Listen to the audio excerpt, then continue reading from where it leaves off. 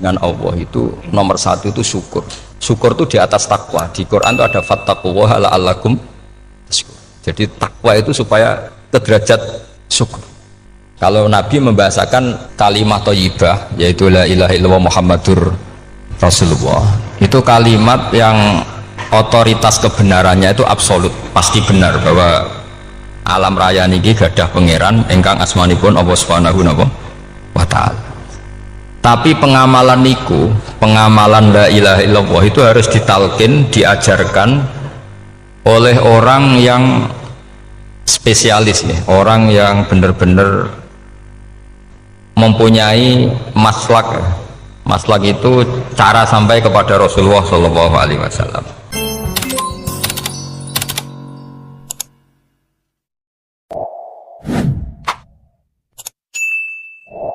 Bismillahirrahmanirrahim. Alhamdulillahirabbil alamin. Wassalatu wassalamu ala asyrafil mursalin sayyidina Muhammadin wa ala alihi washabbihi ajmain. Amma ba'du. Dengan Allah itu nomor satu itu syukur.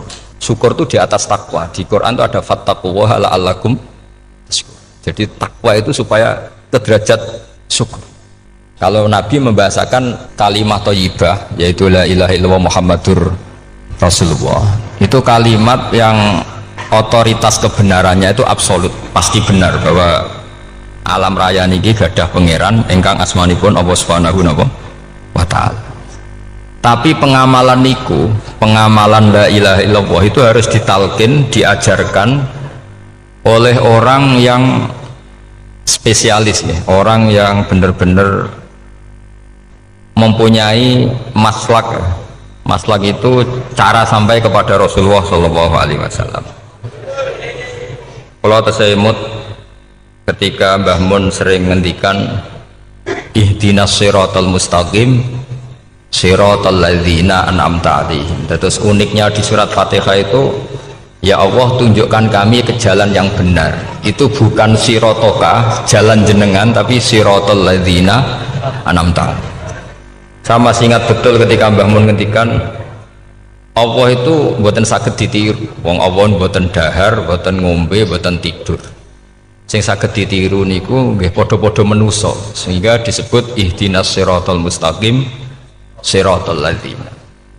Maka dalam disiplin ilmu sanad itu sampai ada kalimat ekstrim, man ta'allama bila syekhin fasehuhu seton. Itu tidak main-main ya. Artinya ketika orang lain menuduh dunia kiai katanya terlalu kayak kerajaan kecil, santri tidak pernah ngeritik, itu keliru. Sebetulnya memang aturan ilmu itu diantaranya untuk ilmu agama itu harus pakai apa? Sanad. Bukti ini apa? Ihdinas siratal mustaqim siratal ladzina an'amta 'alaihim. Jadi untuk mengikuti jalan Allah niku harus mengikuti jalannya orang-orang yang telah engkau beri nikmat. Telah itu artinya finish. Finish itu artinya sudah meninggal. Saya masih ingat betul kalimatnya Mbah Mun, kalau kamu ngikuti orang, kalau ingin kebenarannya permanen, yang sudah meninggal. Potongan-potongan soleh dadakan ngeten kan nggak meyakinkan.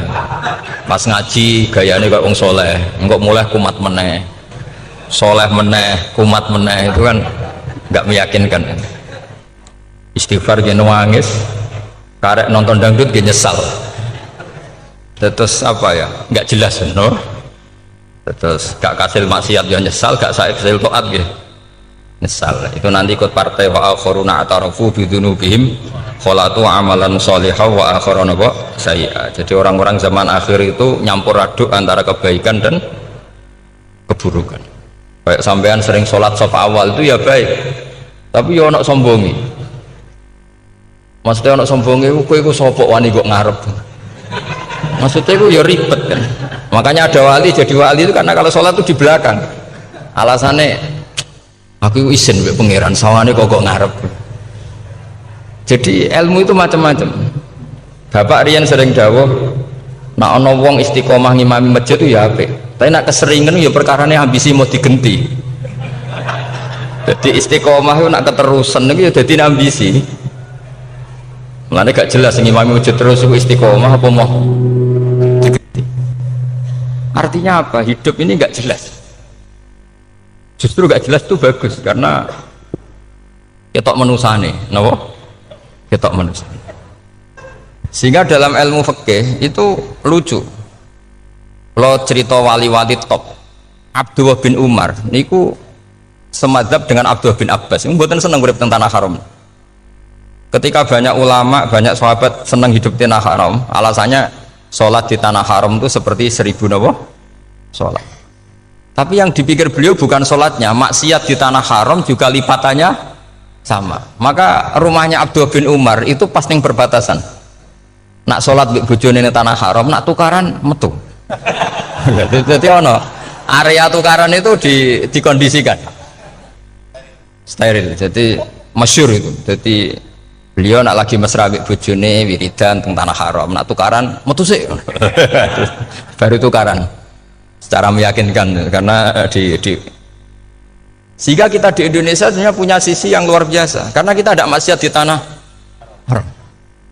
Jadi bisa saja kita ini orang keren karena tidak pernah maksiat di tanah haram. Walaupun saya nggak tahu kaji, nggak tahu umroh, tambah keren karena nggak pernah maksiat di.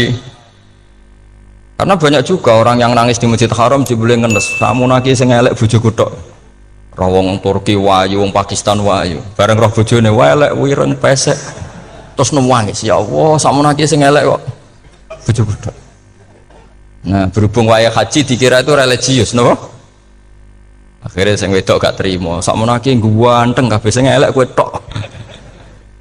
Makanya di haji itu pangeran nyindir faman faradha fihinnal hajja fala rafatha wala fusuqa wala jidala fil hajj. Itu pakai fi ku ing dalem. Jadi potensi maksiat kalau kaji itu fi. Justru pas haji itu pas potensi maksiat. Wong tenggene matof niku nggon tawaf niku. Wis masyaallah wong ayu ki pirang-pirang, wong ganteng ki pirang-pirang. Terus mari geger, rebutan ngambung hajar macam-macam. Jadi kalau suwon ijtihad, dia napa ijtihad itu harus kita dengar. Jadi di antara mazhabnya ulama, termasuk Abdullah bin Abbas itu nempat di Taif. Taif itu dari Mekah 3 jam. Alasannya nggak ingin kalau terjadi apa-apa di tanah napa haram. Kita tahu Ibnu Abbas itu mengalami konflik politik dengan Abdullah bin Zubair. Itu ekstrim betul konflik berdua beliau. Akhirnya beliau milih di tanah haram. Wis tukaran-tukaran lah nak raning tanah haram. Maksudnya gremeng, bukan tukaran bacaan gremeng lah, gremeng sidik nak raning masjid haram. Artinya jangan kira orang di Indonesia terus ndak hebat, ya hebat, punya sisi nggak maksiat di tanah haram. Ya misalnya sholat kok ngarep nang masjid haram, jebule salate ya Allah sini wong. Wis kok ngarep paling afdol, jebule paling keliru coba. Mulai takbir yo keliru plus seudon. Haji Indonesia nu nak sofa walu niate rada elek. Sudah sih mau coba bismillah tau ora tau tak gua ngarep gitu. Menurut kalau yang kesekian kali ditanya gitu. Jadi niate kok ngarep kepen ngetes sudah sih mau coba bismillah tau ora. Lha ngapain ku ape salat atau ape seudon. Bantah-bantahan. Aku krungu dhewe tau kok ngarep pancen ra maca. Sing kok guri ora maca tapi lonton ora caku kok ngarep ya kepen krungu nyatane ora. Jadi kok ngarep. Terus kedua niate iku balapan ngambung Hajar Aswad. Jadi sholatnya kok ngarep. Sekali salam langsung melayu ngambung Hajar Aswad. Iku niat apik niat elek ra roh, tapi tidak semua yang di sofa walu niate baik. Tapi niat tidak baik itu kadang baik. Itu saking apikane pangeran. Pulau kenangan cerita dari Mbah Mun yang paling saya kenang itu gini. Dulu ono santri nakal. Ya jadi ora dulu tok saiki luwih akeh, tapi sawangannya cerita kan kudu dulu karena sejarah itu syaratnya harus diomongkan dulu. Jadi aku rada kecewa be sejarah itu dulu ono santri nakal. Saya itu luwe akeh. Ini aku kepengen nginceng ninge mergo ning wayu. Iku dhisik jarang ning sepeda motor ngalor ngidul ning pasar Bangilan jarang. Jadi nek kepengen roh iku kudu dadi bakul banyu. Terus bakul banyu karena satu-satunya acara roh wong ayu kudu dadi bakul banyu. Nyamar. Jauhnya ngisine ning jero jeding. Ya kadang ya roninge rajil bapan macam-macam. Kiai ini wali tenan, bukan wali debutan, bukan wali senior, namun wali betul. Nah, sama saya jadi wali kan serana kuota wali, segelem ragelem jumlahnya supaya tetap ada terus diangkat nonton mawon wali. Itu bertahun-tahun. Kiai ini ngerti, seneng, mergo digratisi, dikai rego murah. Kiai ini ngerti, nah iku niate elek. Suatu saat gak ada perkembangan. Santri ini mulai gremeng karena nggak direspon, diceluk bagi ini. pentok anakku. Nggih Yai. Kowe salat ning Masjid Haram saf awal 40 dina jamaah mbok saf awal. Nggih Yai. Kok bar tak rabekno anakku. Nggih. Seneng salat. Hari pertama ya demi dapat istri, hari kedua terus. Suwe-suwe ku ku nyaman. Betapa nikmatnya sujud, nikmati rukuk terus nyaman. Saking nyamannya itu berkebutuhan sholat di saf awal. Bukan karena cewek tadi. Barang hari ke-40 diparani mbek kiai ini. Aja mulai tak rabekno. Loh. Mboten saged, Mbah. Jare nek wis salat 40 dina tak rabek. Oh, mboten salat diterima untuk cawe tok. Mboten. Mboten. Ngenyak uang salat diterima dijoli. Jadi orang nggak bener itu kadang ya jadi bener. Jadi dari wali kadang daftarnya lewat bakul banyu, terus kadang rodok delok wedok sithik-sithik, tapi nak pangeran ngangkat kira kurang coro. Jadi wali can iki. Akhirnya kiai ini sing nangis. Cung gelem lecok kamu pede mantu wong. Iki gak gelem-gelem tenan. Ngenyak uang salat diterima dijoli. Wah, itu luar biasa. Terus malah ini ngaji ya, terus ngaji talqinul fikri bahwa pada akhirnya sing paling dhuwur teng hadhihi dar la ilaha illallah. Nah, saya punya cara untuk sampean supaya la ilaha illallahnya itu sah dan meyakinkan. Nah, cara hakim itu sah dan kitab yang sering dibaca Mbah Mun diantaranya untuk kalimat itu kitab Zadul Ma'ad. Iku nak nerangno la ilaha illallah niku luar biasa. Itu kitab kesayangannya Sayyid Abdul Al-Haddad. Beliau ngendikan di antara kitab kesukaan beliau selain Ihya itu kitab Zadul Ma'ad.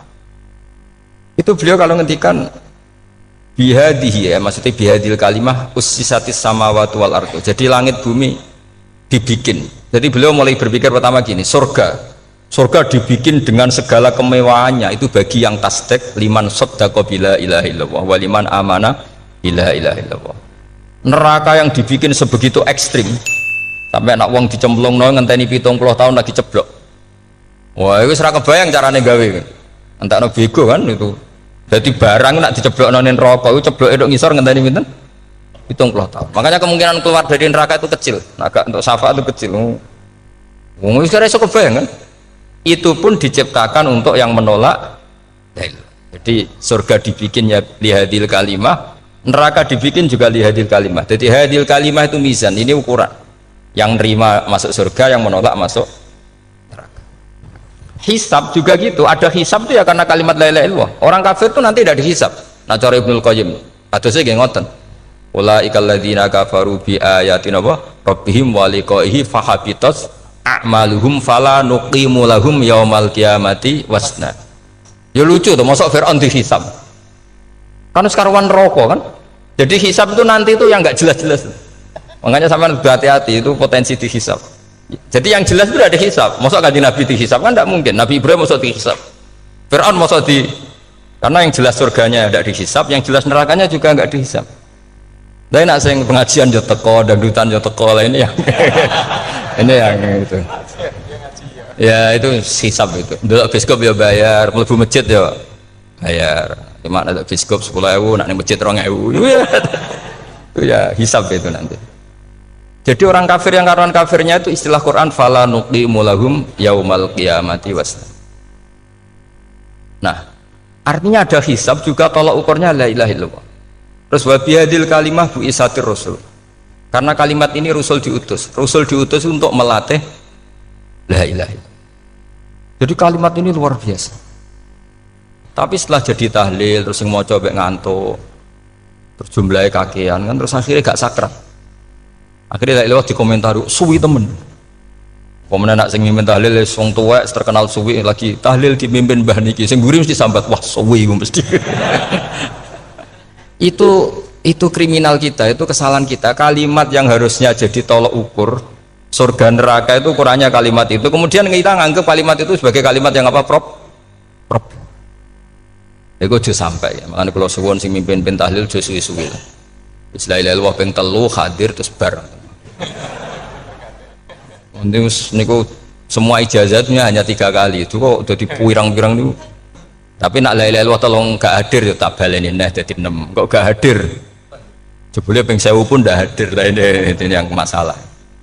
Terus kula waca ndak ini supaya sampean ngerti kalimat itu menjadi kualitasnya bagus ndak itu karena cara pandang. Itu tadi kalau sampean mikir surga dibikin semewah itu dengan fasilitas bidadari secantik itu, semuanya kelas A, itu ya bagi yang menerima la ilaha illallah. Neraka dibikin se ekstrim itu juga bagi yang nolak. Jadi ini kalimat pembeda, makanya kalimat tuh hakin alaiha nahya wa alaiha namu. Wabiha atau alaiha ijazah gini usumnya usum wabiha atau alaiha tren ini gini wa alaiha atau wabiha nu pas wa alaiha enggak yang di sini umumnya alaiha nahya wa alaiha namut wa alaiha atau wabiha wa alaiha atau wabiha. Oh berarti orang jelas prinsipnya gak jelas. Jadi kula suwun Mbah Mun sepuh-sepuh niku fi akhiri hayati nu sering maos talqinu zikri karena memang beliau ingin di akhir hayatnya juga kita semua nanti di akhir hayatnya semuanya min ahli la ilaha illallah Muhammadur Rasul. Dan itu dimulai dari sesuatu yang sangat-sangat ilmiah, yaitu tadi dimulai kenapa surga dibikin untuk sing iman la ilaha illallah. Kenapa neraka dibikin? Untuk yang menolak la ilaha illallah. Kemudian Rasul diutus untuk melatih la ilaha illallah.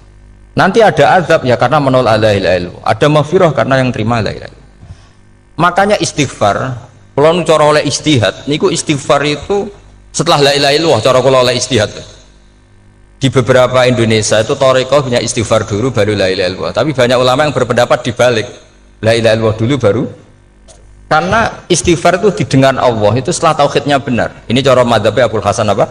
Asyadili, yaitu fa'lam annahu la ilaha illallah baru wastaghfir li dzambika ai li hadil kalimah. Karena orang bisa dimaafkan itu berdasar kalimat la ilaha illallah. Misalnya begini ya. Orang kafir itu kafir terus sampai 70 tahun. Sekali melafadzkan la ilaha illallah itu yughfar lahum ma qad salaf. Jadi kullil ladzina kafaru iyantahu yughfar lahum ma qad salaf. Artinya orang kafir itu belum pernah tahlil, belum pernah istighosahan, ya belum pernah istighfar, tapi sekali melafadzkan la ilaha illallah secara sah langsung yughfar lahum maqad salah. Berarti dulu mana la ilaha illallah sama istighfar untuk kepentingan dimaafkan Allah?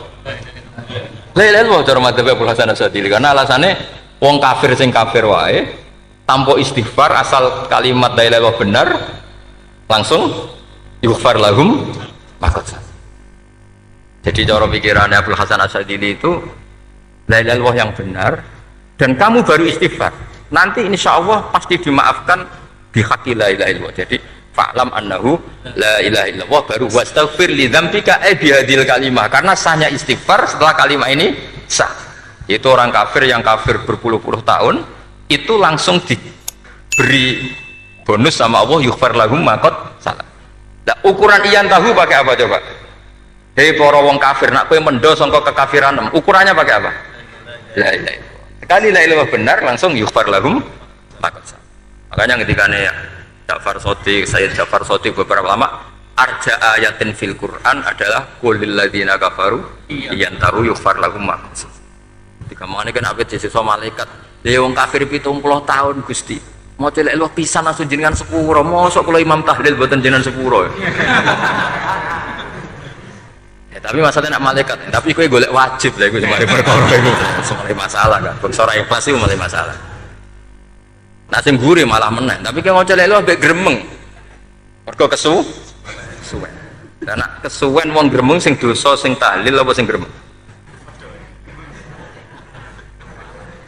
Sing tahlil ya melok dosa mergo kesuwen, sing gremeng dosa wong kalimat thayyibah kok digremengi. Nah terus sing ngundang yang melok dosa pisan ribet kan? Ya ora ono fikih ngono ya ora ono. Maksudnya kalau cerita daripada rawan dosa ya mendingan la ilaha illallah sing ora grem. Carane piye? Sing mimpin ya sing fasih sing cepet. Insyaallah. Oh teng desa kula anggere muni tahlil ben Gus bakso nang kabeh, mesti cepet. Jamin mesti cepet. Kula ya sering ngomong, aku cepet lah luwih mati sing suwi. Mergo suwi mari dosa gremeng ya perkara. Lah kiai-kiai kan do sungkan mek kula. Nah tengah adat masyarakat kan nggak sampai Gus sampai anak kiai kan sungkan tadi kiai-kiai sing tua-tua akhirnya malah cepet. Dan ini harus diilmoni. Saya ulang lagi ya.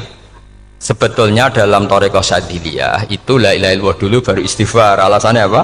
Sihhatul istighfar itu ba'da sihhati la ilaha illallah. Jadi dia bawa ke qulil ladzina kafaru iyantahu yughfar lahum ma qad salaf. Saiki intiha anil kufri, berhenti kekafiran dengan kalimat apa?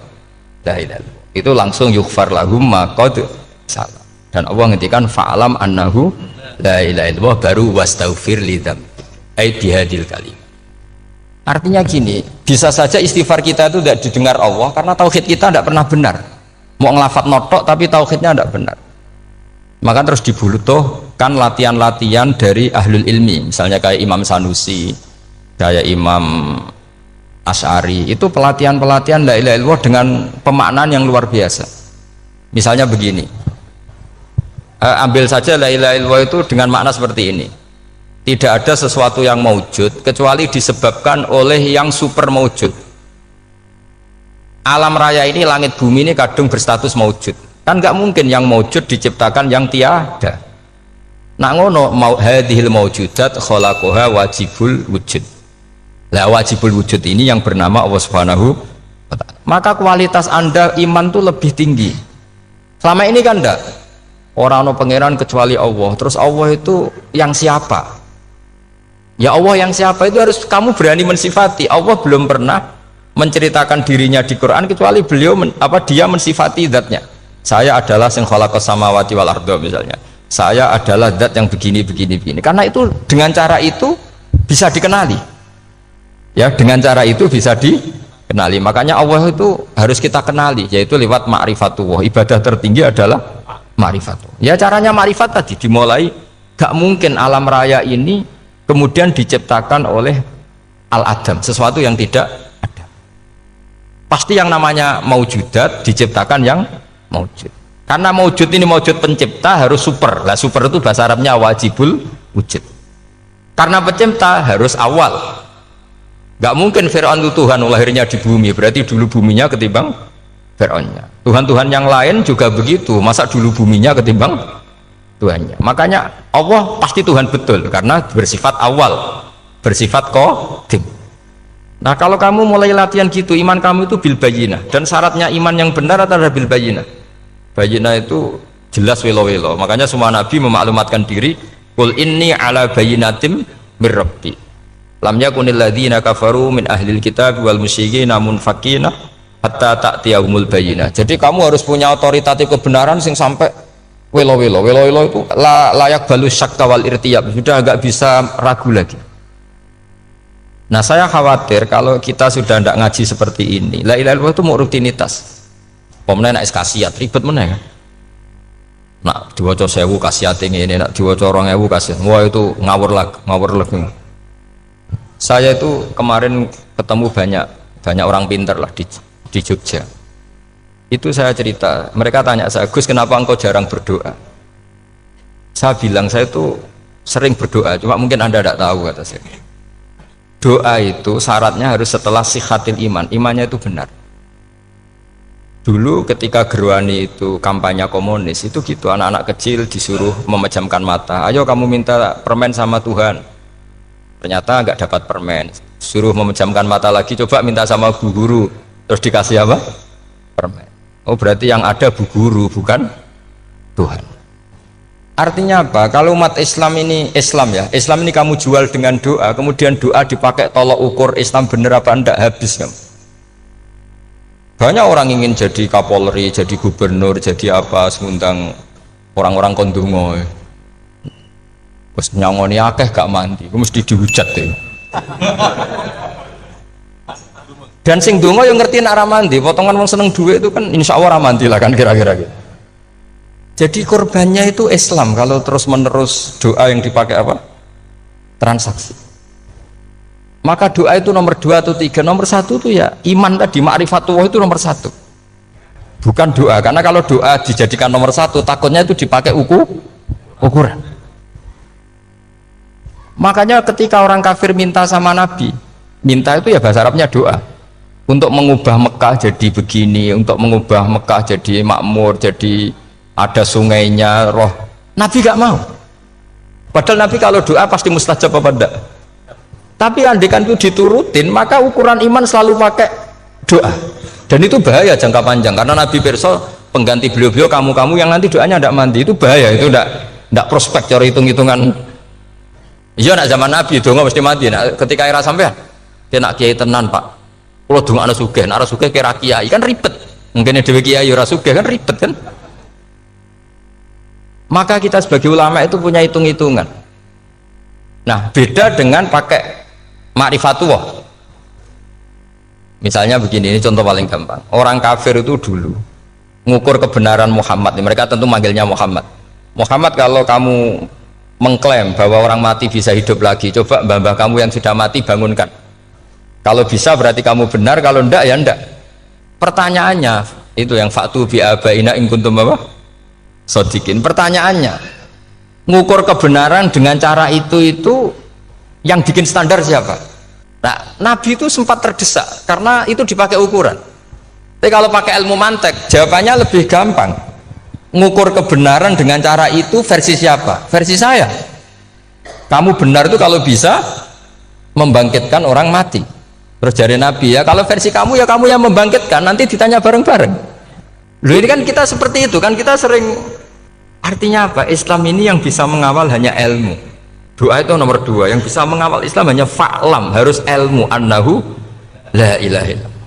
Ketika orang kafir lo tanya, Muhammad kalau kamu Rasul betul, fasayir jibala Makkah, jibalu Mekah kamu jalankan kemudian jadi emas. Dan orang-orang yang mati bangkitkan, kemudian kita tanya, adinuka hakun amla, agamamu benar apa enggak? Nabi andikan minta kira-kira dituruti Allah apa enggak? Pasti dituruti. Tapi masalahnya, masa menunggu itu? Masa Allah menjadi Tuhan nunggu itu? Allah selalu Tuhan, baik orang percaya atau tidak. Makanya Allah tidak mau nuruti, karena itu jadi problem jangka panjang. Iya, kalau Nabi mustajab doanya, terus era umatnya seperti ini. Sing kiai ini bendino dalail ora mesti mandi dongane. Gue sasing tirakat lah, gue ora mesti mandi dongane. Nak bab donga niku wis padha wae lah. Misalnya mesti mandi, nak wong waras mesti dinggo donga husnul khotimah, ora dinggo golek sugih, itu mesti amatir. Nah masalahnya nak dinggo husnul khotimah bagi mereka yang kedonyan ya gak ngefek, dianggap tidak prospek. Panjang kan?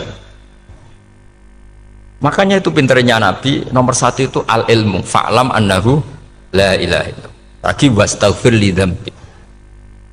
Jadi kalau suwon, kenapa ini cerita Mbah Mun, kenapa akhir-akhir beliau sering talqinul dzikri, sering melatih zikir, itu sirinya diantaranya bahwa kalimat ini harus menjadi kalimat super, kalimat sing alaiha nahya wa alaiha namut wa alaiha nub'ats, atau wabiha nub'ats insyaallah ta'ala minal. Ya itu tadi, kita sebagai kiai itu ikut menjaga ini, jangan sampai kalimat ini membosankan. Tahlile suwi barbar segitu ono sing nyoal la ilaha illallah Muhammadur Rasulullah lane kurang panjang, wakaf ta ora terus panjang. Bahwa agama ini dimulai hatta ta'tiyahumul bayyinah. Jadi sesuatunya harus benar-benar sampai jelas. Orientasi para ulama dulu itu cara menerangkan la ilaha illallah itu sampai difahami an bayyinatin. Makanya semua nabi memaklumatkan diri kul inni ala bayyinatin mir rabbi. Sampai di situ. Dan semua cerita-cerita di tafsir Jalalain di apa-apa itu ukuran kebenaran itu lam yakunil ladzina kafaru min ahlil kitab wal musyrikin namun fakina hatta ta'tiyahumul bayyinah. Monggo. Maka semua kita itu harus punya kecakapan untuk merangkai dalil. Kalau ada pengalaman saking kitab-kitab turos, kitab-kitab dulu.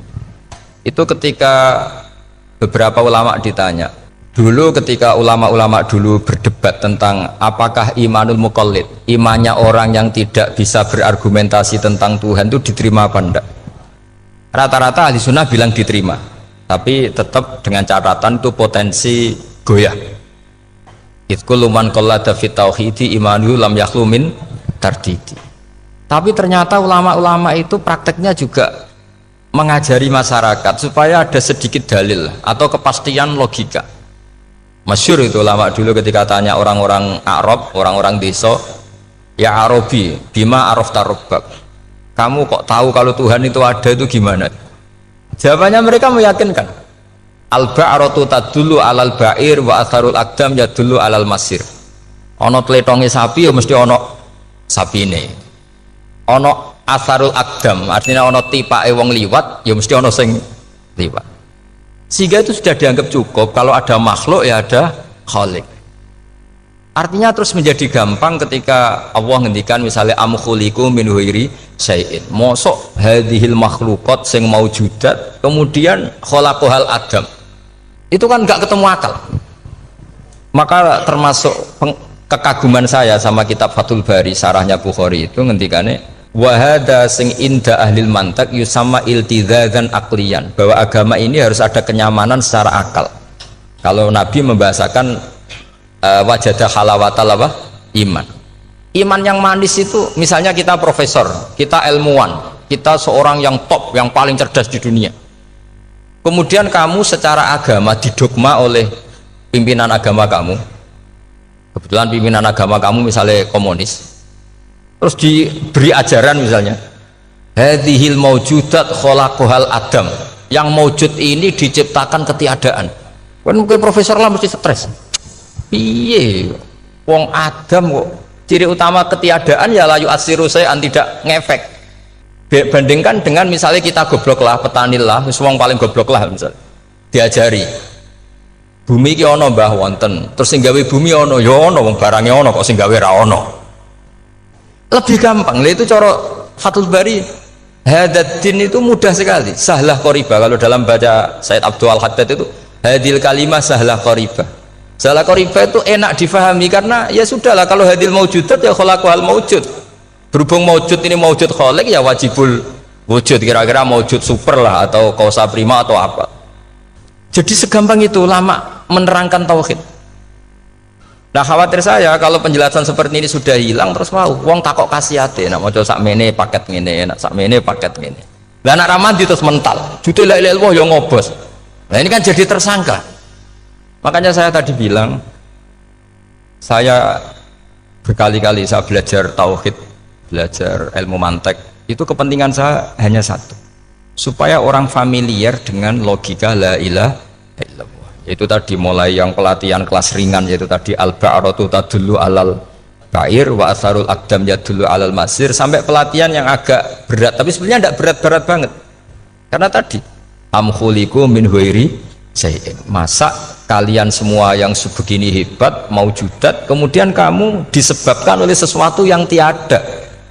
Iku mbok sampean profesor lah iku ora iso logika, wong barang ra ono kok nyebabno.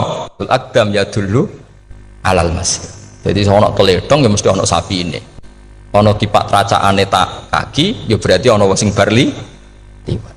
Artinya hadil alam ini atharun min athari qudrati. Sekolah suwun, kalau mau maca sanad talqinu dzikri dari Mbah Mun, dan saya berharap kita ini saling menopang. Makanya saya Gus Yofur itu sering belajar mantek sampai belajar usul fikih, karena nggak bisa kita tanpa ditopang ilmu-ilmu seperti itu, nggak bisa, karena banyak khurafat, banyak syubhat. Termasuk penumpang paling gampang adalah Anda berislam secara senang, secara ceria, supaya tidak kepikiran nyuwun sewu pindah agama atau pindah ke yang macam-macam. Makanya diantara rumusnya Islam itu raditu billahi robba. Raditu itu puas, sampai cari di kamus, ridho itu puas, marem.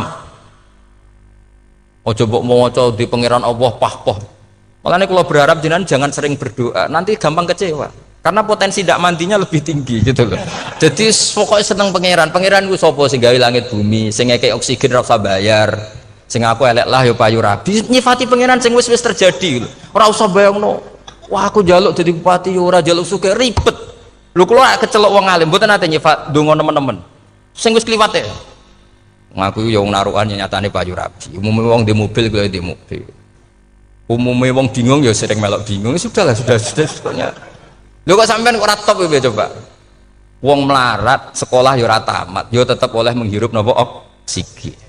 Presiden seneng dadi presiden, kowe ngopi untuk utangan yo wis semenang. Semula ra diusir bojo ya wis seneng. Sebenarnya seneng itu gampang. Mbok yo nyifati pangeran sing wis gampang-gampang lah kayak di Quran itu nyifati Allah itu soal alhamdulillah alladzi atamani wa saqoni aku melaratlah nyatane kelar mangan. Ya sudah yang gampang-gampang. Lah sampean ndak kakian donga ben sugih. Kula bolak-balik cerita kula nanti dilani wong elek. Rayu elek sowan kula. Kula kenangan terbaik saya dadi kiai gini. Gus kula dongakno dadi sugih. Tenane, Mbak? Nggih, tak critakno. Nak bojomu iku sugih. Sing pertama ditata apa? Omah Gus ya, omah ditata. Sesuai mobil ditata Alfa. Terakhir sing dievaluasi ku sampeyan. Omah wis apik, mobil wis apik, sing elek apa? Bojomu mesti sampean kena evaluasi. Iku wis mesti ya udah. Akhirnya strasito. Jadi kalau nu nate bully yang terbaik lah, kenangan saya terbaik jadi kiai ini gini kok. Akhirnya, iya Gus, kan nggak mungkin. Omah suapi, mobil suapi. Coba yang kamu evaluasi apa tuh? Mulai, artinya sudah lah, tidak usah kepengen itu dikurangi lah. Hubungan kita dengan Allah itu mensifati, itu insya Allah pasti lebih indah. Ya misalnya kita Islam ya alhamdulillahilladzi hadana li hadza ma kunna linahtadiya laula. Sudah, tapi sekali sampean mikir, sak rewangi Islam yo mesti mlebu swarga. Oh, mesti kena was-wase setan tak jamin. Sak rewangi salat yo mesti swarga. Tapi nak sampean alhamdulillahilladzi ja'alana minas sajidin wasyakirin aman. Maka alhamdulillah itu kalimat paling keren. Makanya da'wahum fiha subhanakallahumma wa tahiyyatuhum fiha salam wa akhiru da'wahum alhamdulillahirabbil alamin. Jadi pokoke ngoten. Sore pura usah kakek njaluk karena potensi ndak mandi itu tinggi. Sampean ndak kutub, ndak ahdal, ndak abdal, ndak apa saja. Wis donga wis umume wong-wong lah. Dunya hasanah fil akhirati hasanah wa qina adzabannar. Hasanah wo piye artine pokoke hasanah. Pokoke hasanah fil akhirati ya hasanah. Senara iso hasanah ya rabi jauh jenenge hasanah pokoke sementing. Karena kula niku pengalaman dadi kiai, angger wong kok kakean donga mesti kakean ngeluh. Ya karena potensinya ndak mandi. Jajal sampean ndonga apa jajal? Selama ini kan njuk mapan yo ora tau mapan. Njuk sugih yo prakus. Wis diparingi cara pangeran wis maringi jebule sampean ingin lebih. Makanya saya mohon sekali, jadi hubungan dengan Allah itu nomor satu itu syukur. Syukur itu di atas takwa. Di Quran itu ada fattaqullaha la'allakum. Jadi takwa itu supaya ke derajat syukur. Karena tadilah cobalah dilatih. Saya pernah ngecek orang yang sekarang dugem menikmati maksiat dengan orang yang takwa mensyukuri tidak maksiat, itu nikmatnya itu masih tinggi nikmatnya orang yang syukur karena berhasil meninggalkan maksiat. Makanya kamu yang syukur bengi-bengi seradi duit ning kamar wudu bariku ngelamun jujuk esok yes alhamdulillah gak maksiat. Kira usah bayangno terus tahajud qiyamul lail iku para habaib para ulama itu kira ramakome lah seperti itu. Terus ramakome tangi turu seradan tempiring itu alhamdulillah sing gampang-gampang ya. Dan itu memang ajarannya Nabi. Jadi Nabi itu kalau bikin ajaran itu orang sing asbaha aminan fi sirbi sesuatu mu'afan fi badani indahu kutu yaumi faka'an nama khizat lahu dunya bi hadafiriha. Jadi David bayangkan mirip man asbaha aminan fi sirbi ngontrak ya ora diusir sing di omah, kumpul mertua ya ora diusir mertua, kumpul bojo ora diusir bojo, aminan fi sirbi mu'afan fi jasadis urip nak guyu do banter wis bengak-bengok indahu kutu yaumi dina iku iso mangan iku faka'an nama khizat lahu dunya bi hadafiriha. Anggap ae kowe itu sak donya. Lha wong paling sugih gawe kolam renang paling 100 meter persegi. Kowe ndelok laut renang sak kapoke. Pokoke urip ku sing gampang itu. Kok senengane repot to?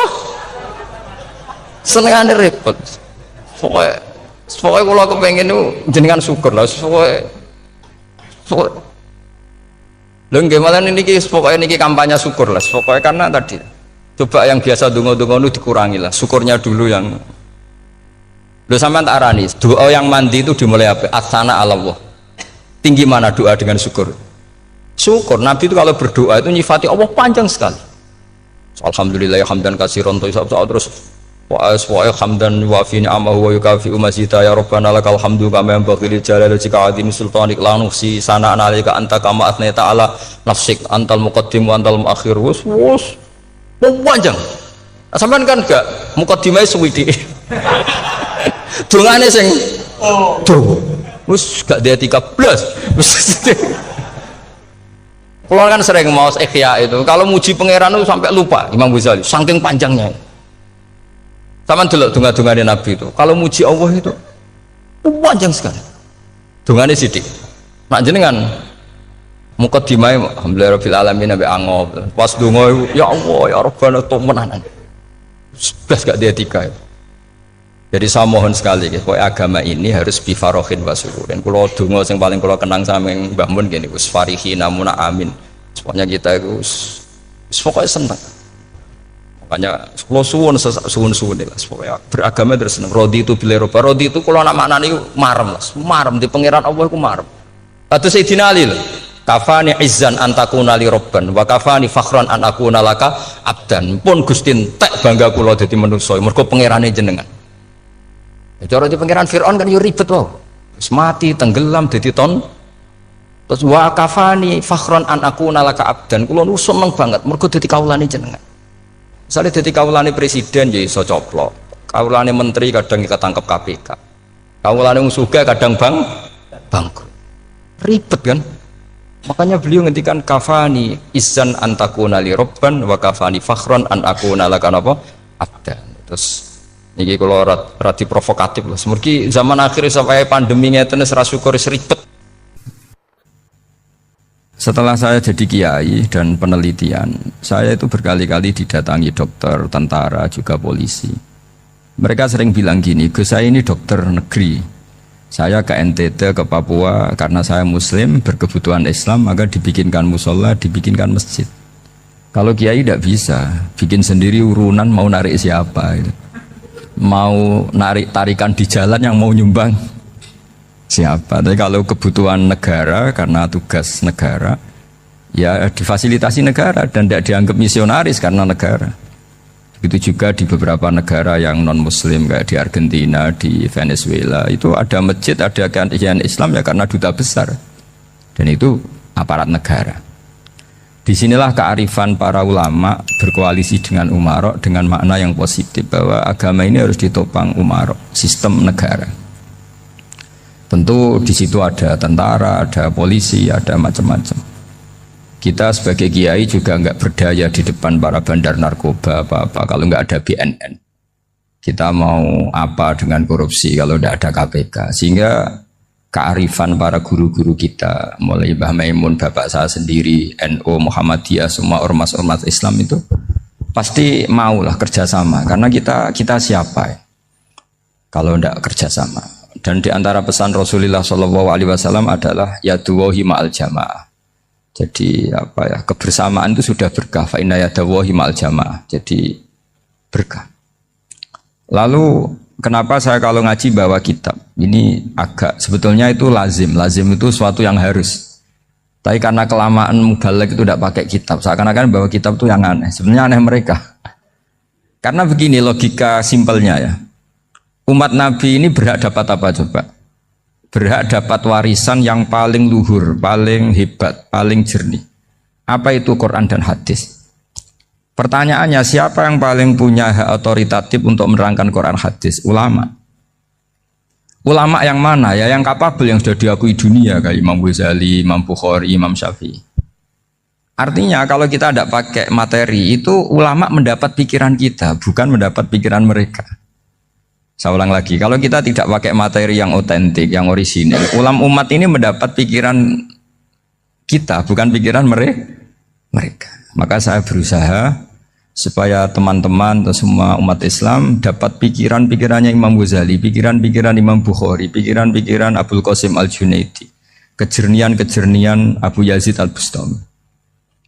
Kejernihan itu diantaranya adalah misalnya makalah yang menurut saya itu makalah yang super. Jadi untuk ngadepi krisis karena COVID atau karena apalah. Itu lama dulu sederhana sekali. Beliau-beliau punya rumus yang mungkin jarang didengungkan orang, tapi saya akan kampanye rumus ini. Al-istighna, hakikatul istighna, itu adalah al-istighna anis syai' labihi. Jadi pemenuhan kebutuhan yang sebenarnya adalah kita berusaha menghindari sebanyak mungkin kebutuhan yang sekunder, yang enggak penting. Bukan memenuhi semua yang kita inginkan. Jadi misalnya begini ya, kalau kita lapar, itu keinginan kita itu makan enak apa asal makan? Tentu jawabannya asal makan yang sehat. Tapi kalau nuruti nafsu kita, makannya yang enak, teman makan ya enak, terus di warung yang favorit. Ini kan satu kebodohan. Kenapa untuk makan saja butuh definisi sekian banyak? Yang kita harus kecewa, warung favoritnya bisa sudah tutup, atau kita ke sana harus macet, ribet. Yang benar-benar arif dan bijaksana itu adalah al-istighna anisya. Sesuatu yang tidak mendesak itu jangan jadikan kebutuhan. Sehingga kalau kita puasa misalnya, semua makanan itu enak karena kita sangat lapar. Sehingga Abul Qasim Al-Junaidi ketika ditanya, ma'idamu to'am, lauk makanan itu apa? Jawabannya lucu, alju, lapar. Kalau kamu lapar ya semuanya enak. Ini sudah mulai hilang. Kita bilang makan enak itu ya sate, ya gulai, ya pizza yang kita senang. Akhirnya apa? Untuk nikmatnya Allah itu kita jadi ribet. Apalagi yang orang-orang fasik harus ditemani perempuan yang tidak halal misalnya, atau harus ada ajudan, ribet. Nah pertanyaannya, orang yang ribet sama yang nggak ribet itu pinter mana? Pinter yang nggak ribet. Nah ini kearifan-kearifan yang mulai hilang. Lalu siapa yang bisa mewarisi itu? Ya ulama. Jadi ulama itu cara berpikir sebenarnya simple. Makanya mereka sering kalau tahajud itu, di antara makalah Sayyidina Ali paling terkenal dan yang menjadikan beliau punya derajat yang luar biasa, itu adalah kafani izzan antakuna li robban wa kafani fakhron an akuna laka abdan. Ya Allah, saya ini sudah begitu mulia, begitu terhormat dan sangat-sangat terhormat karena yang menjadi Tuhan itu Engkau. Jadi rumus pertama itu karena menjadi Tuhan itu Engkau. Hanya Tuhan yang abadi, Tuhan yang pertama, artinya Tuhan yang al-awwal. Coba ya Allah, kalau saya ini punya Tuhan Fir'aun, punya Tuhan mati jadi tontonan lagi, itu kerennya di mana coba?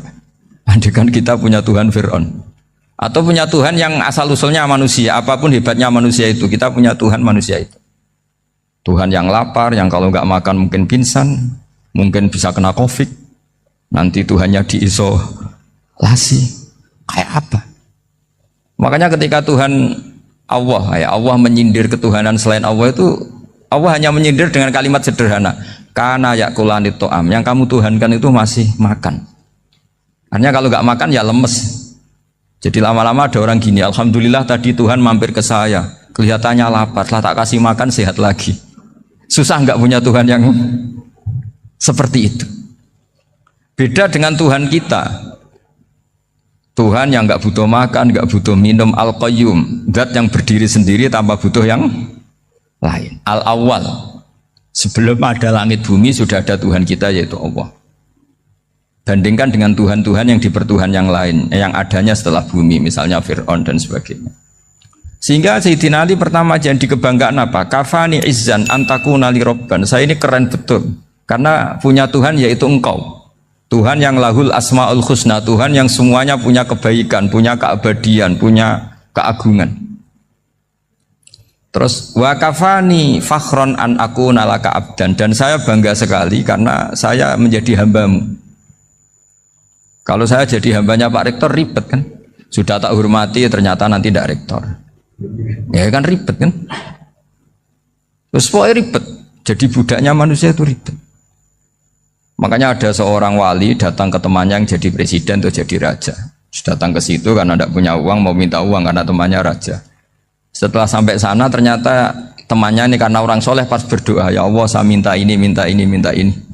Terus si wali tadi pulang. Kenapa kamu pulang? Ternyata dia sama, masih minta-minta kayak saya. Jadi sederhana deh. Sama-sama minta kamu, minta zat yang kamu mintain katanya. Jadi dulu itu orang itu sebegitu dekat dengan Allah.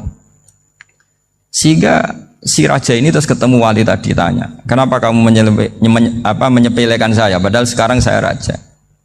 Terus ditanya sama wali tadi, karena temannya, kalau kamu di padang pasir tidak bisa minum, dan harus minum 1 gelas, dengan ongkos kamu harus mengasihkan semua kerajaan kamu demi minuman itu. Pilih mana, minuman apa tetap jadi raja? Ya saya milih bisa minum. Saya tidak raja tetap hidup, tapi kalau nggak minum mati. Bagaimana Anda bangga dengan satu kerajaan sing la yusawi kak samain, yang tidak sama dengan segelas air. Jadi artinya terus mereka melihat jadi raja itu ya biasa, jadi presiden biasa, jadi rektor biasa. Karena mereka biasa berlogika hakikatul izzah itu ya taqarrub ila Allah, yang benar-benar terhormat itu ya dekat dengan Allah. Begitu seterusnya mereka bikin paradok-paradok yang aneh, tapi itu menjadi pelajaran. Bapak saya Ki Nur Salim itu senang baca anekdot Nasiruddin Koja. Itu kalau bikin orang-orang aneh, itu dia datang ke satu pesta, pakai baju lusuh, pakai sarung lusuh atau celana lusuh, sama Sohibul Bed yang punya acara dibiarin. Setelah dibiarin dia pulang pakai jas, pakai dasi, pokoknya keren. Dihormatin, pakai alpat, pokoknya dihormatin. Silakan. Pas dia disuruh minum, minumannya itu disokkan saja ke sakunya. Jas, kamu harus minum yang banyak, karena kamu yang dihormati, bukan saya. Terus makanannya semuanya diletakkan di saku, ada yang apa, ayo kamu makan yang banyak. Alpatnya juga gitu, dikasih sate apa, ayo kamu makan yang banyak. Mereka tidak melihat saya, melihat kamu. Akhirnya orang satu pesta itu istighfar semua, berarti kita ini salah. Terus dia pidato, kenapa kamu uang gitu? Tadi saya datang, orangnya sama. Gara-gara beda pakaian, penghormatannya beda. Berarti yang berhak dapat makanan ini jasa ya, bukan saya. Betapa naifnya kita sebagai orang. Ternyata kita masih hormat sesuatu yang seperti itu, yang atribut lah. Jadi orang-orang sufi itu orang yang bisa menertawakan dunia. Akhirnya ya, pertama dia dianggap orang gila. Masa jas dikasih makan, dikasih minum. Tapi secara fikih dia benar, haram dia makan. Karena pas dia datang dibiarin, setelah pakai jas dikasih makan. Berarti hakikat yang dapat rezeki siapa? Jasnya apa orangnya? Jasnya apa orangnya? Jasnya. Jadi itu orang-orang sufi, kearifan orang-orang dulu itu bisa ngelola hal-hal yang keseharian menjadi luar biasa. Ada seorang wali melihat istrinya makan satu piring, anaknya makan satu piring. Ditanya, kalian kenyang? Wah, kenyang sekali. Melihat anaknya minum kopi satu cingkir, senang. Kalian senang sekali.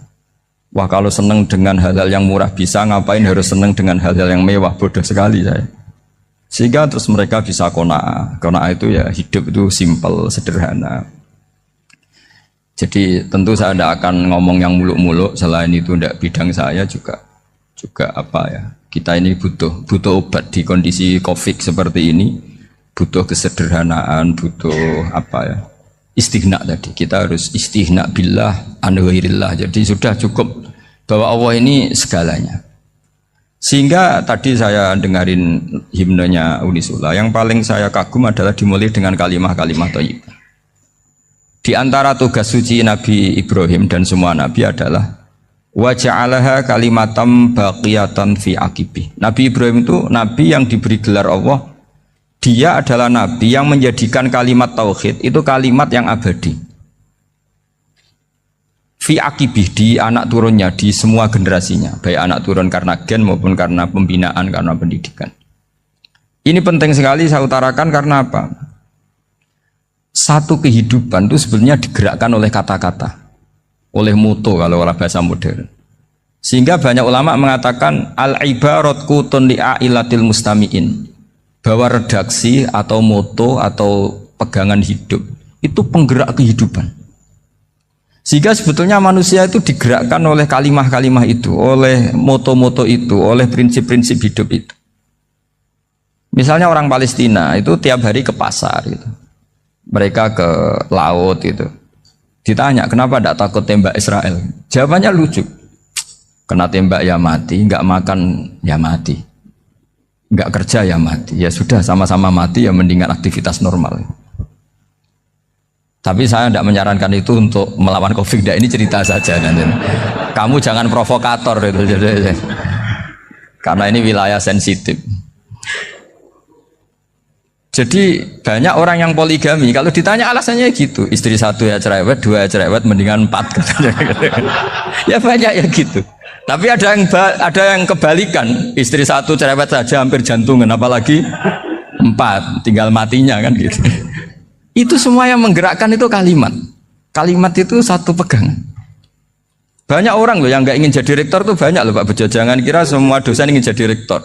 Melihat rektor sibuk rapat mempertahankan reputasi Unisula terus sering pegang kepala. Ngapain repot-repot? Jadi tukang sapu aja dapat gaji, ngopi, rokokan, selesai. Bodoh amat jadi rektor, mikir orang banyak. Banyak loh orang yang nggak ingin jadi presiden tuh banyak. Karena ngopi nyaman, nggak ada yang ganggu. Mau tidur sampai jam 9 siang juga gak ada yang ganggu.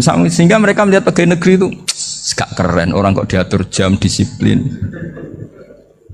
Itu memang cara Allah membagi rahmat. Mau kamu apakan coba? Cara syukurnya dia seperti itu. Bapak saya dulu tuh sering ngajarin saya, diajak jalan-jalan pagi-pagi. Melihat orang ngopi, makan uduk itu bapak seneng. Kok enak jadi wong awam.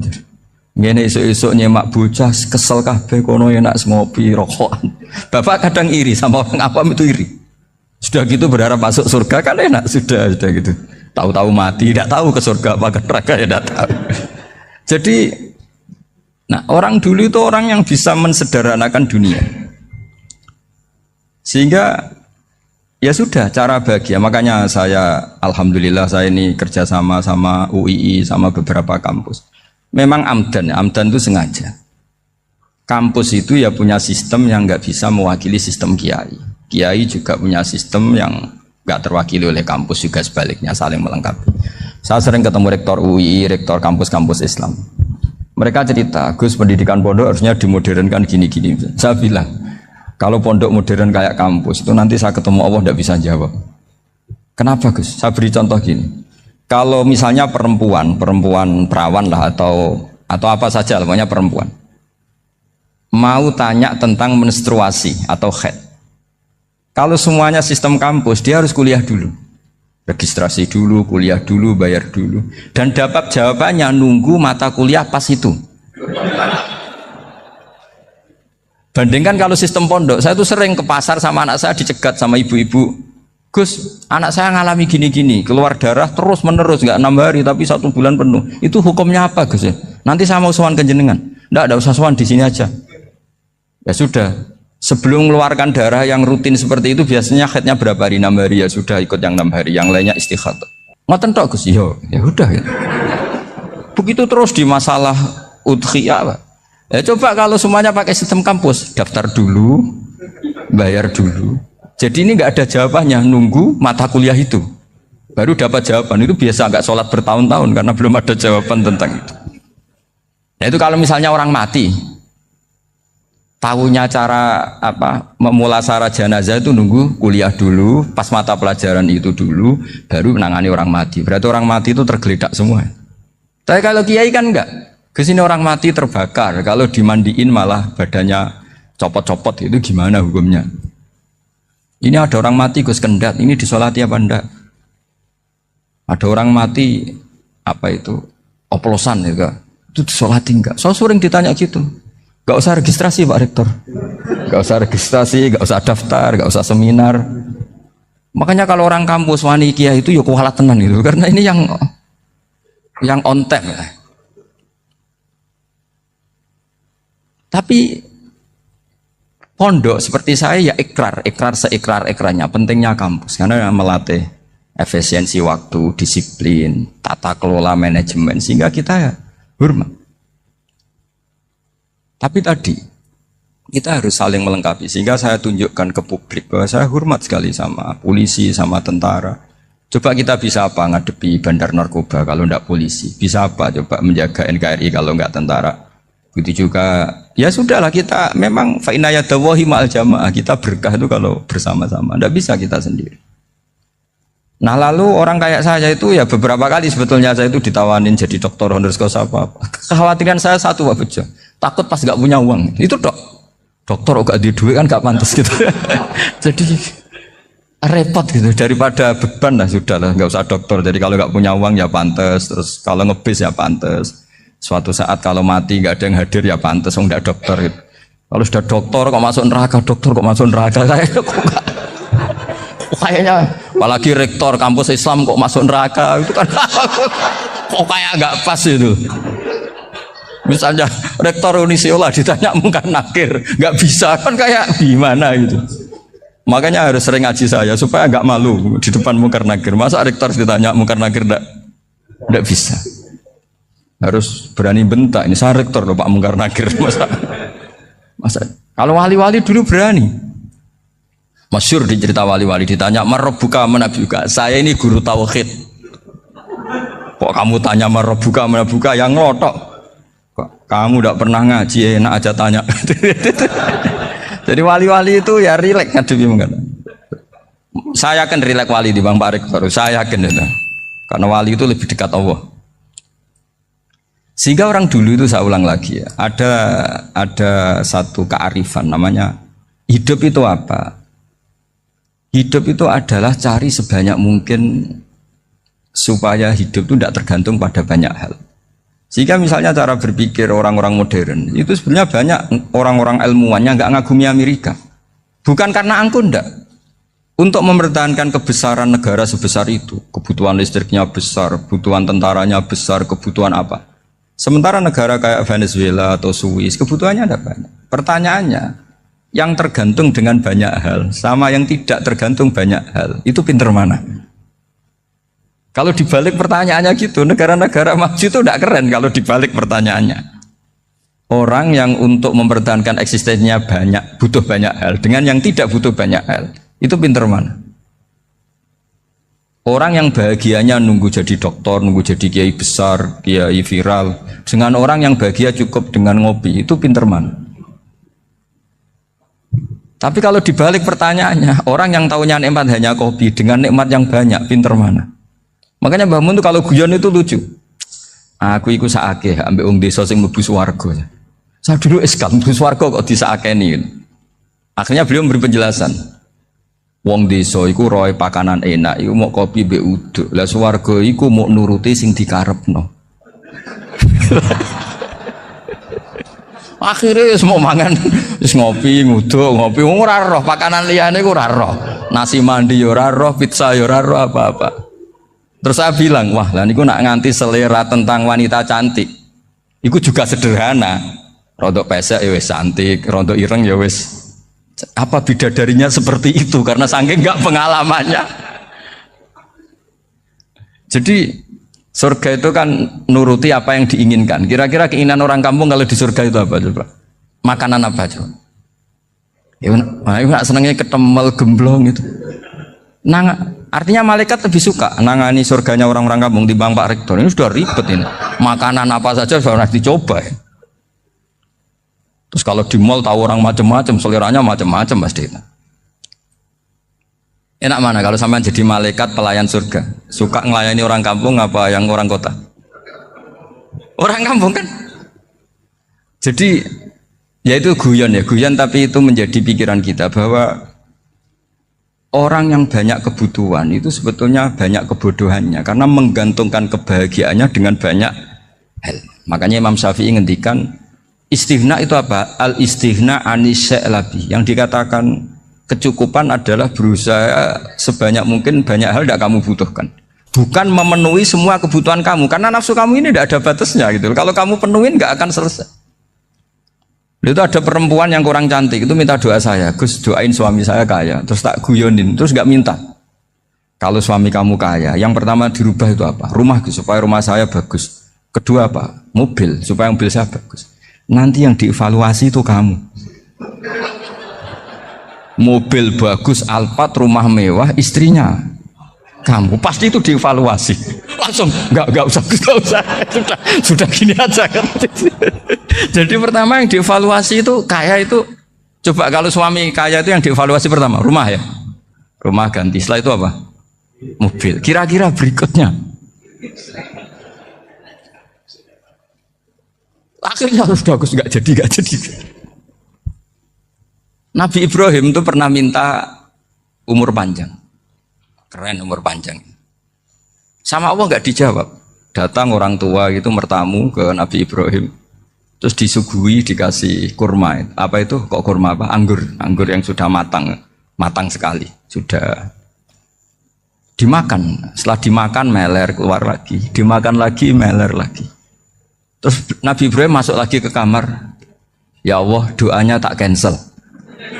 Nanti kalau saya tua kayak itu. Jadi Allah itu nggak jawab langsung tapi ngirimkan itu. Akhirnya ya Allah nggak jadi. Nanti takut itu. Saya pernah ngalami jadi kiai tadi, ada ibu-ibu ya kurang ya nggak pati cantik lah. Suaminya tuh miskin sekali. Minta doa saya supaya kaya. Bareng tak kasih pertimbangan itu udah nggak usah nggak jadi. Jadi itu kearifan. Tapi kearifan ini harus kita tanamkan. Saya nggak bisa membayangkan Indonesia yang besar ini, andai kan tidak ada qanaah, nerimo ing pantum. Coba sekarang ada Covid. Andai kan Indonesia tuh kayak Perancis. Saya beberapa kali punya tamu orang yang hidup lama di Perancis, bahkan dapat istri orang Perancis. Itu dulu nggak begitu mencintai Indonesia.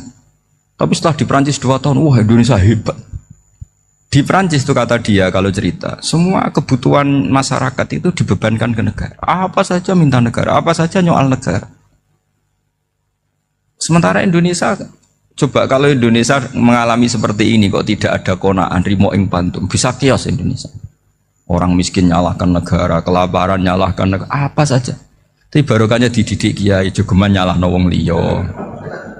Urip pun romo ing pandum, diame. Sampai gak ngerti kalau Covid.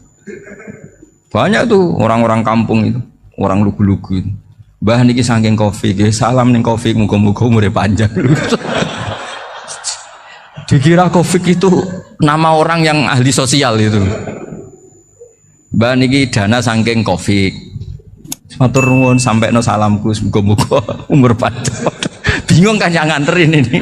Ini gimana yang mau menjelaskan? Memang nggak paham. Ribet kan.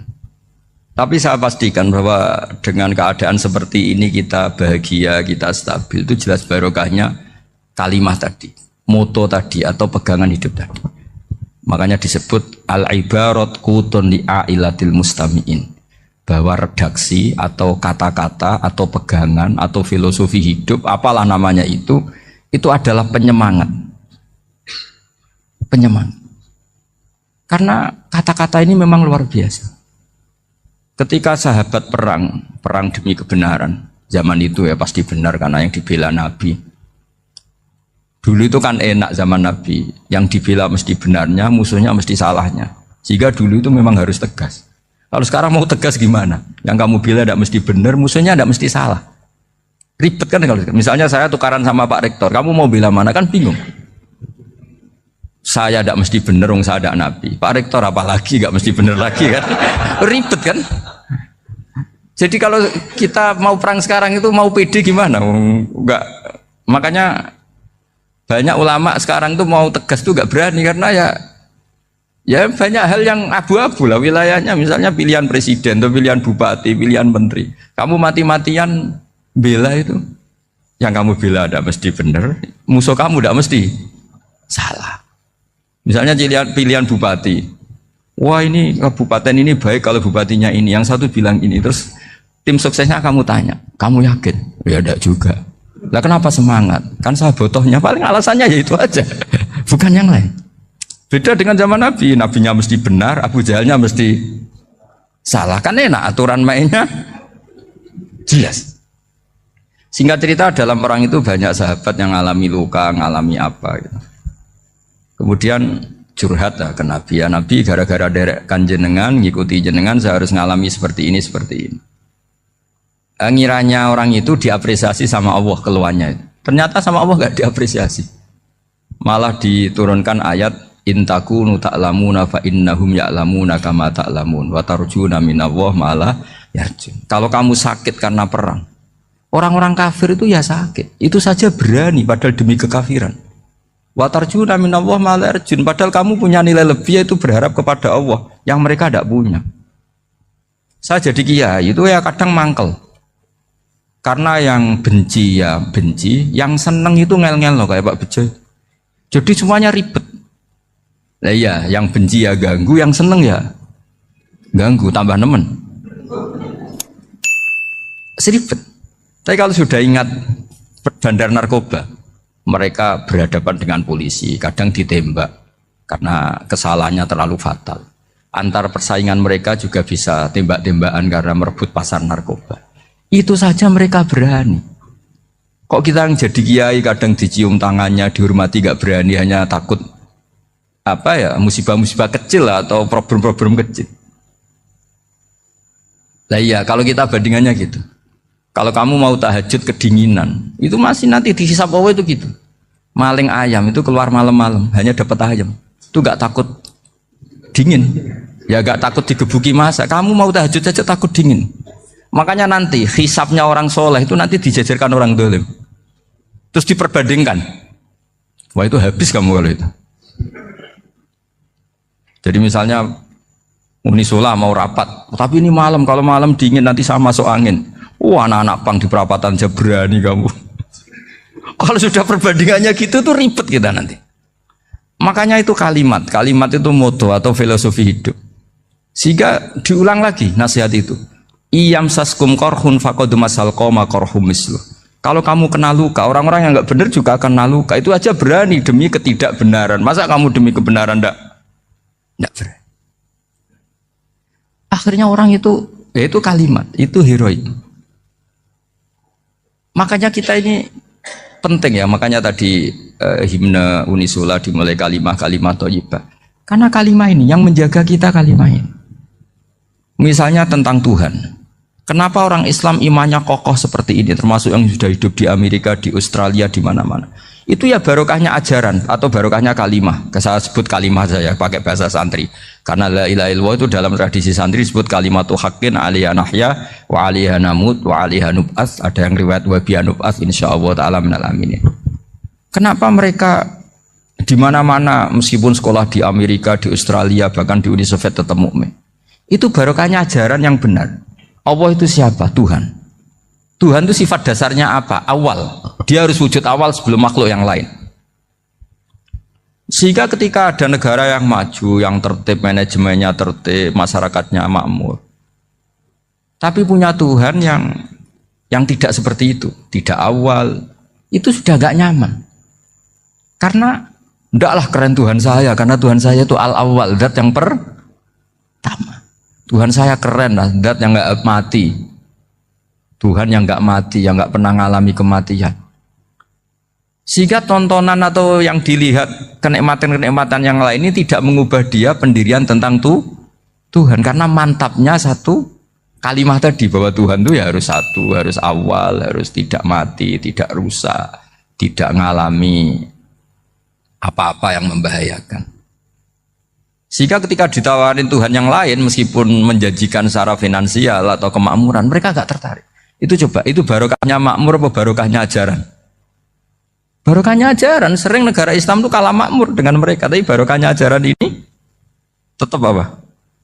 Tetap Islam. Makanya Nabi Ibrahim, Nabi yang sukses bikin wa ja'alaha kalimatam baqiyatan fi aqibi. Sehingga kita ini bekti sama orang tua misalnya, itu ya karena ajaran. Suwargamu itu karek wong tuamu. Nak wong tuamu ridho, Allah ridho. Nak ora ridho, Allah ora ridho. Ridho wa fi ridhol walidain wa sakhatu wa sukhtu wa fi sakhatil. Sehingga ketika ada orang tua yang agak brengsek gitu, anak-anak tetap hormat. Punya orang tua yang miskin, yang sudah miskin, tukang tombok nomor, banyak kan di kampung gitu. Ya tetap hormat. Coba kalau dari awal kita ngajari orang tua kamu hormati ya, kalau baik, kalau tidak usah. Bisa geger Indonesia. Tapi barokahnya ajaran-ajaran itu Indonesia tertib karena ada ajaran. Nah ini di sini pesantren dan Unisula semua harus berkontribusi membuat ajaran yang benar itu adalah ciri utama Islam. Sehingga Islam ini dimulai dengan ajaran kalimatu haqqin alaiha nahya wa alaiha namut. Sehingga kita tenang seperti ini. Saya ini termasuk kiai yang tenang. Meskipun kata orang banyak saya ini kiai besar, tapi termasuk kiai yang paling tenang. Termasuk yang paling tenang. Karena saya ini pakai mazhab orang-orang hebat. Saya berkali-kali cerita, orang kayak Imam Syafi'i itu orang yang luar biasa. Saya berkali-kali cerita, orang yang tadi nyium tangan kamu ya Imam Syafi'i, di belakang tuh ngerasani kamu, menghujat kamu. Jawabannya enak saja. Berarti saya alhamdulillah orang yang wibawa. Buktinya di depan saya nggak berani. Jadi enteng saja. Diceritain sebagian kampung, sebagian separuh dari warga kamu itu nggak suka kamu. Ya bagus lah nggak suka saya, nggak akan utang duit saya. Di mana-mana orang utang itu karena teman dekat. Kalau nggak seneng pasti minimal nggak utang, nggak pinjam mobil, nggak pinjam apa. Berkah mana yang seneng sama yang gede? Jadi dianggap enteng saja. Semua yang dialamin dianggap enteng saja. Misalnya punya istri pemarah, ya baguslah marahin suami. Kalau marahin tonggo malah ribet. Jadi kamu harus terima kasih kalau dimarahin istri. Baguslah marahin saya mah, kalau marahin tonggo ribet. Jadi enteng saja. Tapi kita sekarang tuh karena nafsu ya, sehingga menghadapi hidup ini ribet. Ulama dulu kalau mau mati itu senengnya bukan main. Sudah lama saya ini ingin gak maksiat. Kayaknya gak maksiat paling efektif itu mati. Ya tidak apa-apa Gusti, kalau sebaiknya mati ya mati aja. Enteng saja. Jadi melihat kematian itu akhir dari segala keburukan atau potensi keburukan. Apapun baik kita sekarang, suatu saat mungkin kita gak baik. Yang bisa menghentikan ketidakbaikan atau potensi ketidakbaikan itu apa coba? Mati kan? Berarti mati itu mengerikan apa menyenangkan? Mesti kamu tidak berani menjawab. Meskipun secara ilmu kamu berani, tapi secara rasa agak berani kan? Saya ulang lagi ya, yang bisa menghentikan keburukan atau potensi keburukan itu apa coba? Apa? Kematian. Berarti kematian itu menyenangkan atau menyusahkan?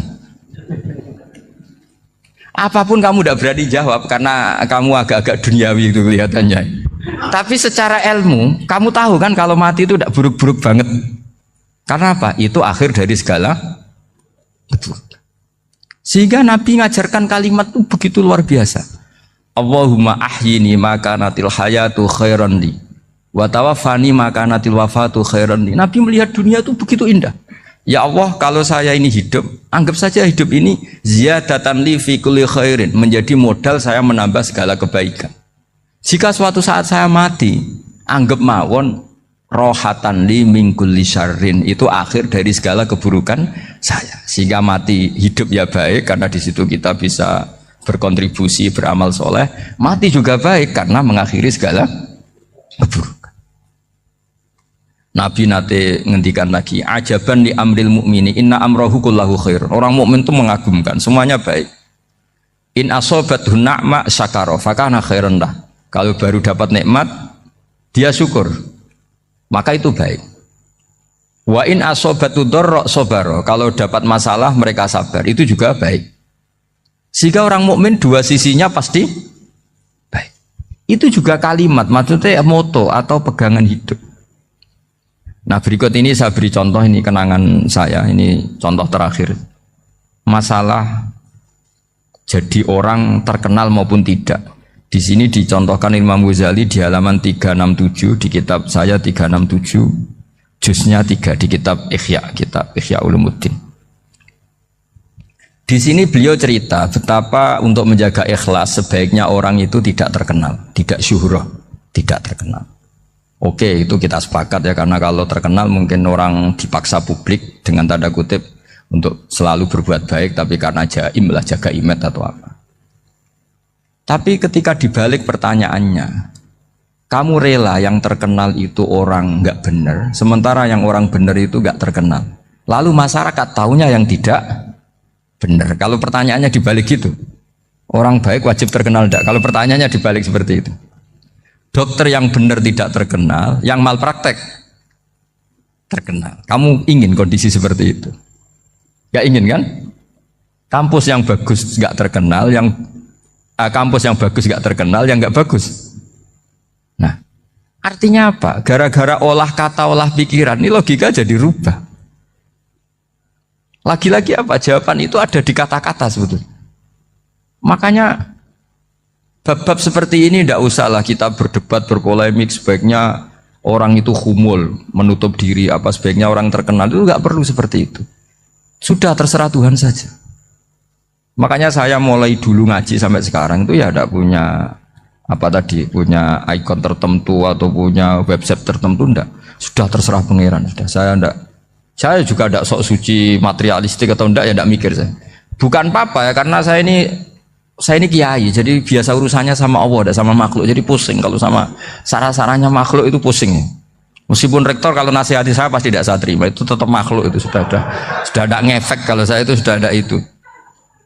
Bukan karena saya sombong, ya memang makhluk betul gitu, bukan cuma nasibnya bejo aja, tapi makhluk tetap makhluk.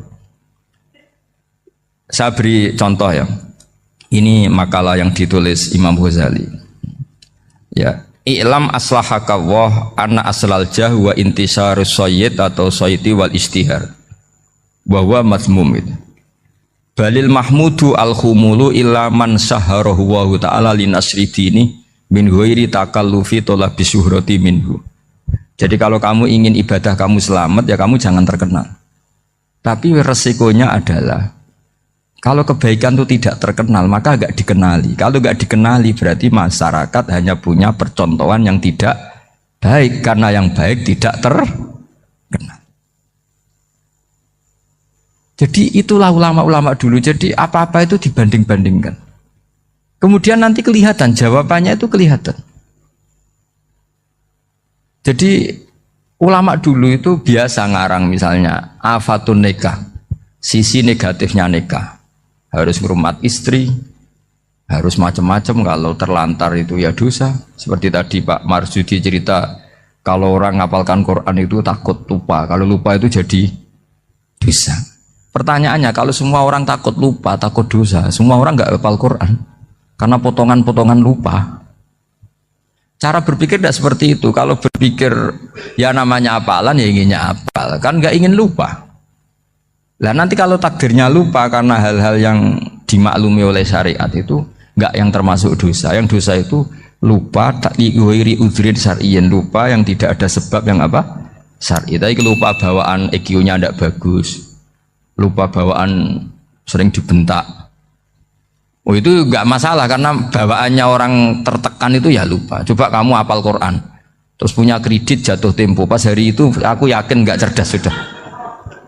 Itu bawaannya orang tertekan tuh pasti lupa. Jadi ya saya teruskan ya. Jadi terus ada makalah yang sangat bagus sekali tentang itu. Saya baca ya. Wa yadullu ala dzalika anna Allah azza wa jalla amaral anbiya'a bi idharil amali lil iktida wa khassahum bi mansibin nubuwah. Wala yajuzu ayyudhanna bihim annahum khurrimu afdolal amalen. Jadi orang yang terlalu mendewa-dewakan khumul itu menutup diri. Oke itu baik karena dengan khumul, dengan menutup diri Anda tidak riya, Anda tidak pamer. Tapi kata Imam Ghazali, kamu juga harus ingat di antara syaratnya Nabi itu harus mengumumkan kalau beliau itu seorang Nabi. Harus memaklumatkan kalau beliau seorang Nabi supaya bisa diikuti. Caranya sholat harus diumumkan sehingga Nabi itu mengatakan harus jamaah. Karena dengan cara jamaah itu bisa shollu kama ra'aitumuni usolli. Coba kalau Nabi sholatnya nggak diperlihatkan, kamu harus sholat yang benar. Caranya gimana ya Rasulullah? Itu rahasia. Bingung nggak kira-kira? Bingung nggak? Ya misalnya amal rahasia selalu lebih baik. Terus ada pertanyaan, Nabi ngendikan kamu sholat yang benar. Caranya gimana Nabi? Ya itu rahasia. Terus gimana coba? Tapi Nabi ngendikan apa? Shollu kama ra'aitumuni usolli. Ya sudah kamu sholat, niru saya sholat. Berarti Nabi sholatnya diperlihatkan apa disembunyikan? Diperlihatkan. Jadi begitu juga saya berkali-kali bilang, orang tahu kalau itu bidan ya berdasar tulisan itu bidan. Tahu kalau itu dokter gigi ya itu dokter gigi. Jangan sampai gara-gara tidak ada tulisan mau beli alat bangunan di dokter gigi, mau periksa gigi di toko bangunan. Gara-gara apa? Nggak ada maklumat. Nah, di sini ulama-ulama selalu memaklumatkan dirinya. Termasuk Imam Ghazali ketika ngarang kitab dinamai Ihya Ulumuddin, bahwa kitab ini bisa menghidupkan ilmu-ilmu agama yang mulai hilang. Begitu seterusnya. Jadi ini ngaji ya. Jadi orang itu harus ngerti ya. Jadi jangan nuruti emosi sendiri atau logika sendiri.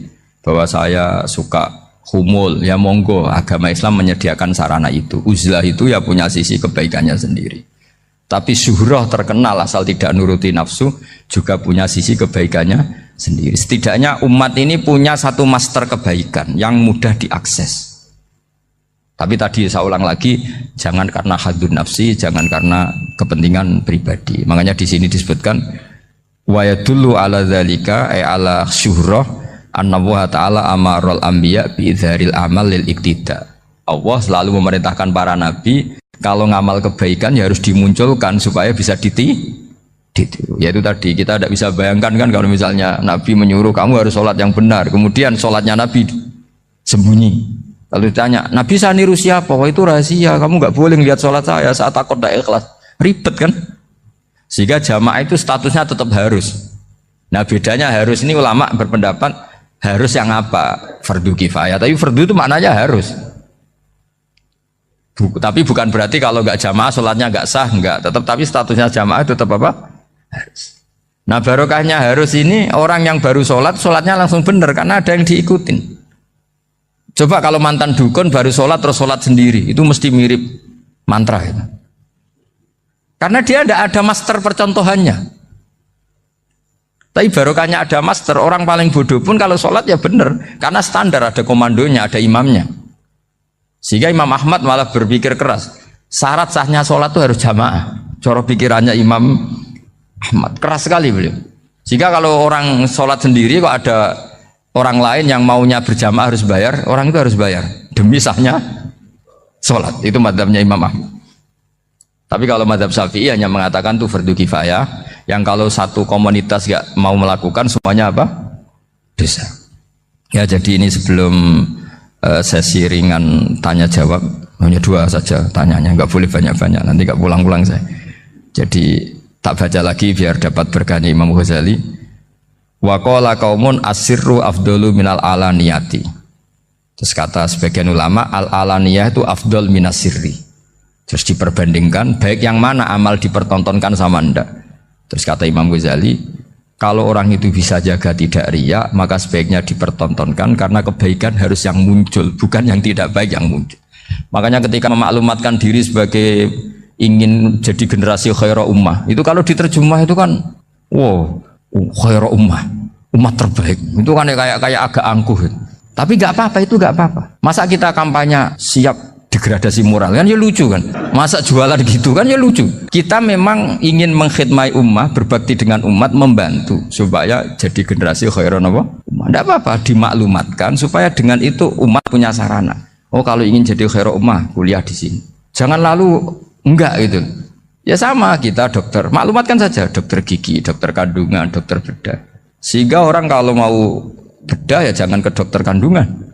Jadi barokahnya maklumat ya. Jadi saya mohon sekali ini, saya sendiri sebetulnya orang yang nggak siap terkenal sebetulnya, tapi ya sudah terserah Allah saja. Kalau itu cara Allah menyebar kebaikan, ya monggo. Pokoknya kita tawakal saja sama Allah Subhanahu wa Ta'ala. Assalamualaikum warahmatullahi wabarakatuh.